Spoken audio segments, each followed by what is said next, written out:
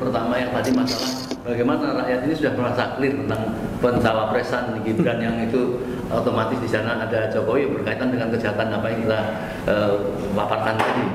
Itu satu. Yang kedua, apakah akan selesai dengan pilpres yang akan datang?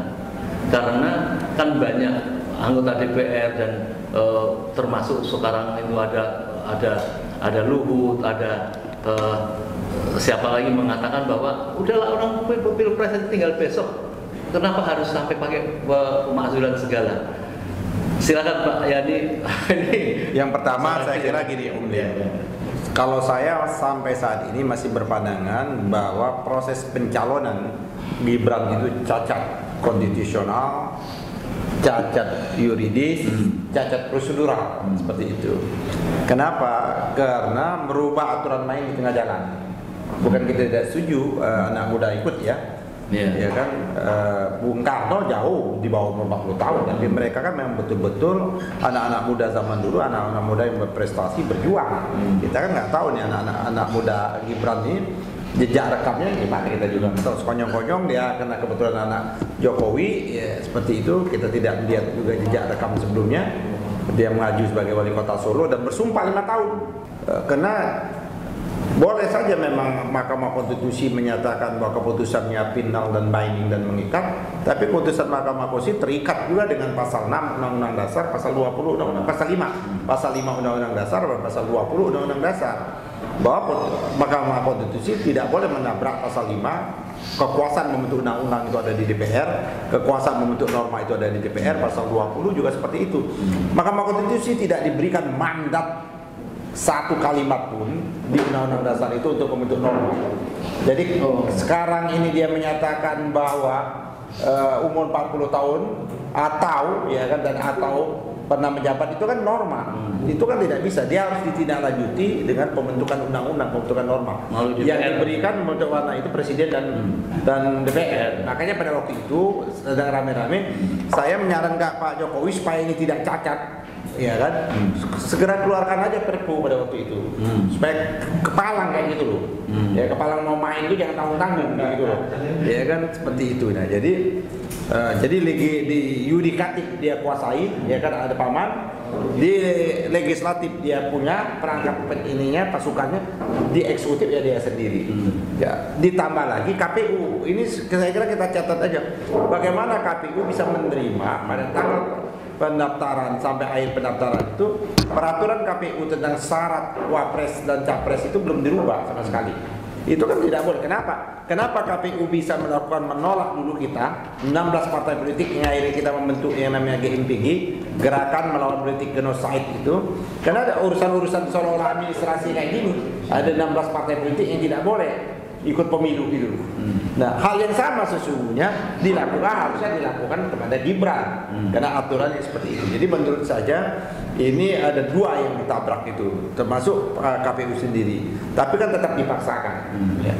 Memang dia ini apa namanya, secara prosedural dia seolah-olah dia sah, tapi secara substansi ya dia tidak sah.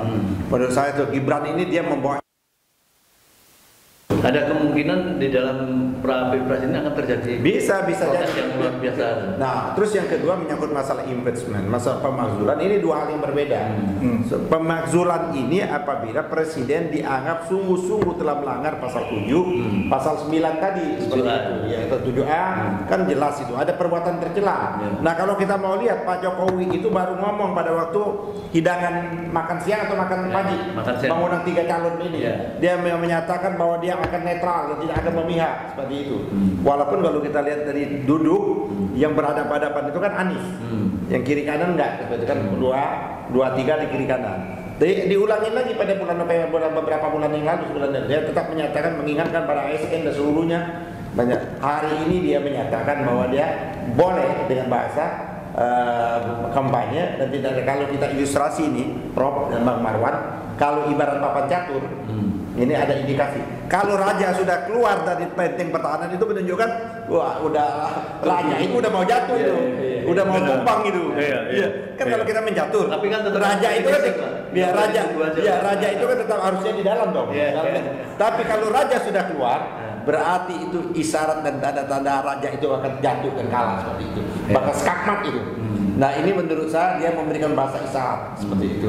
Nah jadi menurut saya lagi jadi kita masih punya beberapa waktu. Mari kita melakukan yang saya setuju dengan apa yang dikemukakan oleh Pak Gatot, ya kan, posko Indonesia Siaga. Ini penting sekali ini karena raja sudah keluar, sudah catur kan, ya, dan mau memaksakan, ya kan, dengan menggunakan lembaga-lembaga survei. Ya, survei atau surveyor? Surveyor. Nah, lembaga survei itu ini untuk melegitimasi nanti kalau ada kecurangan bahwa udah betul angkanya. Dia akan memaksa untuk menang satu putaran dengan menggunakan segala cara. Nah, ini bisa tadi yang dikemukakan tadi, gejolak sosial. Nah, ini akan terjadi chaos seperti ini. Artinya menurut saya siapapun yang bertindak tidak jujur, tidak adil, pemilu dicurang, maka dia penjahat konstitusi. Karena konstitusi kita harus pemilu itu dilakukan jujur dan adil. Penjahat demokrasi, penjahat konstitusi, dan penjahat terhadap kedaulatan rakyat. Kita catat saja, kan Boy Thohir sudah menyatakan seperti itu. Kita catat saja, ya kan, dia kan tadi seperti bagaimana dikemukakan oleh Pak Marwan, dia tidak pengusaha yang hebat kok. Pengusaha yang mendapat fasilitas, ya kan, karena dia dikasih fasilitas untuk mengeruk tambang, kita menjadi dia kaya, ada Aru itu. Tapi kan dengan undang-undang diperpanjang lagi, itu bisa kita evaluasi. Bisa evaluasi Pak, kalau rejim ini dia berubah, saya kira ini kita akan memberikan pelajaran yang berat, ya, pelajaran yang berharga, memasukkan orang ke penjara Pak. Kayak Korea itu kan presidennya bisa dimasukkan ke penjara. Ya, jadi kalau presiden aja bisa dimasukkan penjara, apalagi para oligarki ini kita kejar, ya kan, hartanya dirampas seperti itu untuk negara. Tadi kan kalau dikemukakan oleh Bang Marwan, sebenarnya kita udah bisa apa namanya, take off itu kalau bahasanya Pak Harto dulu. Dengan batu bara aja luar biasa angkanya, belum ditambah nikel, belum ditambah perkebunan. Ini sejahtera sesungguhnya rakyat Indonesia ini. Tapi pada sisi lain paradok kan, rakyat berebut, ya kan, untuk mendapatkan yang namanya bansos. Itu kan menunjukkan tingkat kemiskinan kita semakin tinggi, Pak. Dan itu dilakukan oleh presiden, bukan dan dilakukan presiden. Dan bahkan ada menteri menyatakan seolah-olah bansos itu miliknya dia. Bansos itu miliknya rakyat. Kalau negara tidak mampu mensejahterakan rakyat, belum mampu mensejahterakan, memakmurkan rakyat, maka pemerintah wajib yang namanya memberikan apa namanya bantuan sosial, wajib mensubsidi dan lain sebagainya. Sekarang kan listrik kita naiknya berkali-kali. Zaman Jokowi inilah yang naik listrik berkali-kali, naik BBM berkali-kali. Ini Pak Prof. Antoni kan sudah menulis beberapa kali pada waktu itu dengan Bang Marwan. Pada waktu harga BBM turun dunia, BBM kita tidak diturunkan. Ya, katanya mengikuti pasar seperti itu. Berapa selisih margin yang diuntung? Artinya pemerintah memeras rakyat, pemerintah melakukan kejahatan terhadap rakyat, karena rakyat membeli yang tidak sesuai dengan harga yang turun seperti itu.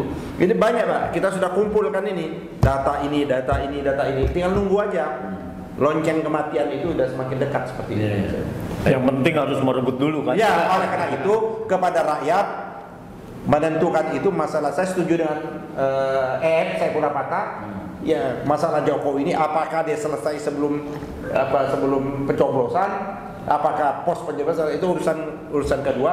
Tapi pada tanggal 14 Februari kalau kita betul-betul ingin menghentikan rejim ini, kita hentikan dengan tangan kita bahwa untuk tidak memilih dan menyoblos para yang namanya capres bagian dari oligarki atau didukung oleh oligarki yang ingin melanjutkan, yang ingin melanjutkan kesengsaraan ini, yang ingin melanjutkan tambang kita dikuasai, dalam kata Bang Marwan, tambang batu bara kita dieksploitasi, dikuasai, terus perkebunan kita dikuasai, dilanjutkan dengan harga-harga yang memuncak. Saya kira itu harus kita hentikan. Oleh karena itu perubahan itu adalah sebuah keniscayaan.